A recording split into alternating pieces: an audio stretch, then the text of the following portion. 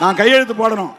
பீரில் 4% 5% தான் ஆல்கஹால் இருக்கணும். ஆல்கஹால் தான் போதை தரக்கூடிய ஒன்று. பிராண்டி விஸ்கிலாம் 35% மேலே இருக்கும். 100 மில்லி எடுத்துக்கிட்டால் 35% ஆல்கஹால் இருக்கும். 35 மில்லி 40 மில்லி. பிராந்தியில் 40க்கு மேலே. அதெல்லாம் ராவா குடிக்க முடியாது. பீர் அப்படியே ஊற்றிக்கலாம். பிராந்தி விஸ்கியில் ஏதாவது கலந்து சோடா கலந்து தான் குடிக்கணும், இல்லைன்னா தண்ணி ஊற்றி தான் குடிக்கணும்.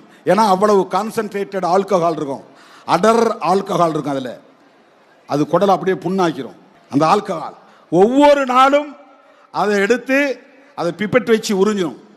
விரும்புனா நம்ம உறிஞ்சி குடிக்கலாம், அது யாருக்கும் தெரியாது. டேஸ்ட் பண்ணலாம், யாருக்கும் தெரியாது. ஒரு ஓரத்தில் தான் உட்கார்ந்து வேலை செய்வோம். பிப்பெட் வச்சு உறிஞ்சணும் தினந்தோறும் பாட்டிலில். நாங்கள் டெஸ்ட் பண்ணி சர்டிஃபிகேட் கொடுத்த பிறகுதான் அவன் லேபிள் ஒட்டி மார்க்கெட்டுக்கு வரும். அந்த வேலை செய்தவனா